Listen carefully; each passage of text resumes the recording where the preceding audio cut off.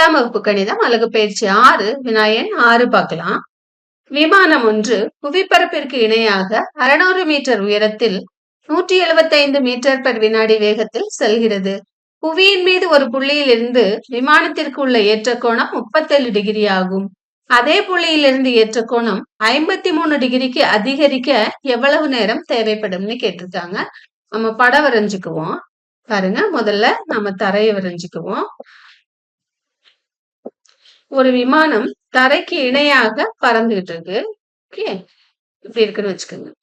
இந்த விமானத்தை நாம இங்க பாக்குறோம். இங்க பார்க்கும்போது அதனுடைய ஏற்ற கோணம் 37 டிகிரியா இருக்கு. அந்த விமானம் 175 மீட்டர் per வினாடிங்கிற வேகத்துல பறக்குது. அப்படி பறக்கும் போது அதனுடைய ஏற்ற கோணம் இப்படியே அதிகரிச்சுக்கிட்டே இருக்கும் இல்லையா? அந்த ஏற்ற கோணம் இப்ப என்னவாயிருச்சு அப்படின்னா 53 டிகிரியா மாறிடுச்சு. இப்படி மாறும்போது எவ்வளவு நேரம் அந்த விமானம் எடுத்திருக்கும் அப்படின்னு கேட்டிருக்காங்க. படத்தை கம்ப்ளீட் பண்ணிக்கலாம். இங்க இருந்து ஒரு இணைக்கோடம், இந்த இடத்துல இருந்து ஒரு இணைக்கோடம் நாம் வரைஞ்சுக்குவோம். கோணங்களை குறிப்போம். முதல்ல அந்த விமானத்தை பார்க்கும்போது அதனுடைய ஏற்ற கோணம் எவ்வளவா இருந்துச்சு அப்படின்னா 37 டிகிரியா இருந்துச்சு. அடுத்து அந்த விமானம் இங்க இருந்து நகர்ந்து இங்க வந்துருச்சு. அப்படி வரும்போது அதனுடைய ஏற்ற கோணம் என்னவாயிருச்சு அப்படின்னா 53 டிகிரியா மாறிடுச்சு. புவிப்பரப்பிற்கு இணையாக 600 மீட்டர் உயரத்தில், அதனால இந்த உயரம் 600 மீட்டர், இதுவும் அதனால 600 மீட்டர். என்ன வேகத்துல அந்த விமானம் பறக்குது அப்படின்னா 175 மீட்டர் per வினாடி. அதாவது ஒரு வினாடிக்கு 175 மீட்டர் அந்த விமானம் பறந்துட்டு இருக்கு. இப்ப நாம இந்த தொலைவை கண்டுபிடிச்சிட்டோம்னு வச்சுக்கோங்களேன். இதுக்கும் இடையான தொலைவை கண்டுபிடிச்சிட்டோம் அப்படின்னா அந்த விமானம் எவ்வளவு நேரம் எடுத்துக்கிச்சுன்னு கண்டுபிடிச்சிடலாம். இதை நாம எக்ஸ்ன்னு எடுத்துக்கலாம், பேர் கொடுத்துக்கலாம். ஏ பி சி டி, இங்க இ போட்டுக்கலாம். இது எக்ஸ். நாம என்ன கண்டுபிடிக்கணும்? எக்ஸ் தான் கண்டுபிடிக்கணும். நம்ம கிட்ட 2 செங்கோண முக்கோணங்கள் இருக்கு இல்லையா? இந்த பெரிய செங்கோண முக்கோணத்தை எடுத்துக்குவோம். செங்கோண முக்கோணம் ஏபிசி எடுத்துக்கிறோம். அதுக்கு tan எடுக்கிறோம். tan 37 டிகிரி சமம் எதிர்பக்கம் ஏபி பை அடுத்துள்ள பக்கம் பிசி. tan 37 டிகிரியோட மதிப்பு கணக்குல கொடுத்திருக்காங்க. நாம அதை அப்படியே வச்சுக்கலாம். tan 37 டிகிரி சமம் ஏபி நமக்கு தெரியும் 600 பை பிசி. பிசியை நாம பிசின்னு வச்சுக்குவோம். இதை இங்க கொண்டு போயிட்டு tan 37 டிகிரியை கீழே கொண்டு வாங்க. பிசி சமம் 600 பை tan 37. இப்ப நம்ம கிட்ட ஒரு சின்ன செங்கோண முக்கோணம் இருக்கு இல்லையா? செங்கோண முக்கோணம் சிடிஇ, அதுக்கு tan எடுங்க. tan 53 டிகிரி சமம் எதிர்பக்கம் 600 மீட்டர் கணக்குல இருக்கு, போட்டுக்குங்க. பை அடுத்துள்ள பக்கம் இசி. இசியை மேல கொண்டு போயிட்டு tan 53 டிகிரியை கீழே கொண்டு வாங்க. இசி சமம் 600 பை tan 53. நமக்கு எக்ஸ் தான் வேணும். எக்ஸ் வேணும்னா என்ன செய்யணும்? பிசியில இருந்து இந்த இசிய கழிச்சிடுறீங்க. PC minus EC. பிசி என்னன்னு நாம கண்டுபிடிச்சிருக்கோம், 600 பை tan 37 டிகிரின்னு, minus EC.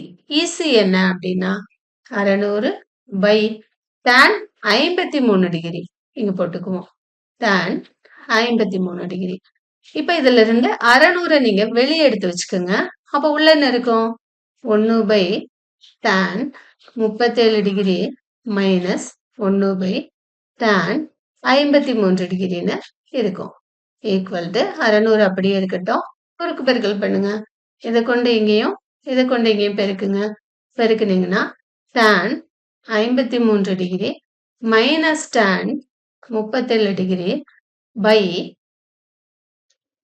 tan 37 degree into tan 53 டிகிரின்னு நமக்கு கிடைச்சிருக்கு. சமம் 600 இன்ட்டு, போன வருஷம் நாம படிச்சிருக்கோம் நிரப்பு கோணங்கள். tan 37 டிகிரியை நம்ம எப்படி எழுதிக்கலாம்னா tan 90 மைனஸ் 53 டிகிரின்னு எழுதிக்கலாம். இங்க tan 53 டிகிரி மேல tan 53க்கு மதிப்பு இருக்கு, பார்த்து போடுங்க. 1.3270 மைனஸ் tan 37 டிகிரிக்கு மதிப்பு 0.7536 ஈக்குவல் டு 600 என்று கீழே வாங்க. கீழே tan 90 மைனஸ் 53ங்கிறது cot 53 டிகிரி இன்று tan 53 டிகிரி. மேல கழிப்போம். 1.3270 0.7536 கழிச்சிங்கன்னா 4 6 6ல 3 கழிச்சா 3 12 12ல 5 கழிச்சிங்கன்னா 7 12ல 7 கழிச்சிங்கன்னா 5 0.5734 மேல 0.5734 கீழே cot 53 டிகிரி இன்று tan 53 டிகிரி. நமக்கு தெரியும் காட்டும் டேர்னும் ஒன்றுக்கொன்று தலைகீழிகள்னு. அதனால இந்த ரெண்டும் ஒண்ணே ஒண்ணு கேன்சல் பண்ணிக்கும். 1ன்னு ஆயிரும். மேல என்ன கிடைக்குதுன்னா 600 into 0.5734 பெருக்குவோம். 6 4 24 மீதி 2 3 18 2 20 மீதி 2 6 7 42 2 44 மீதி 4 6 5 30 4 34 இந்த 2 ஜீரோவை எடுத்து போட்டுக்கோங்க. 1 2 புள்ளி வைப்போம். 4 இலக்கங்கள் தள்ளி புள்ளி வைப்போம். இங்க புள்ளி வரும் அப்படின்னா 344.04 x சமம் 344.04 மீட்டர்னு கிடைச்சிருக்கு. நாம என்ன கண்டுபிடிக்கணும்? கணக்குல கொடுத்திருக்காங்க வேகம் சமம் 175 மீட்டர் பெர் வினாடின்னு கொடுத்திருக்காங்க.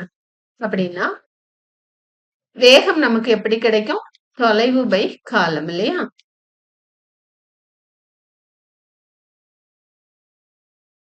சமம் 175.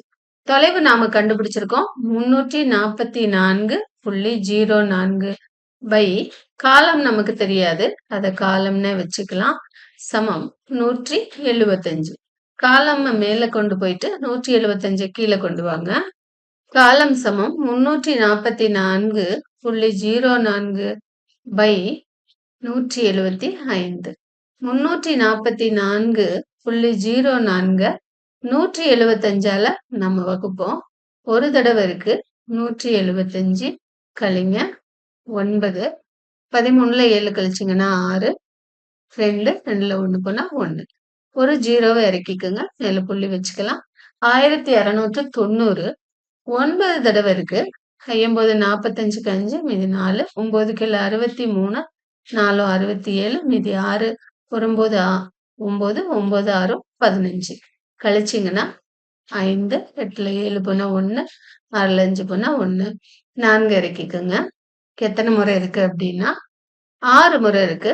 6 5 30க்கு 0 மீதி 3 6 7 42 3 45 மீதி 4 1 6 6 6 4 10 கழிங்க 4 0 1 இன்னொரு 0 போட்டு அதை இறக்கிக்கோங்க. 1040 1050 இருந்தா 6 தடவை 1040 தான் இருக்கு, அதனால 5 தடவை தான் இருக்கு.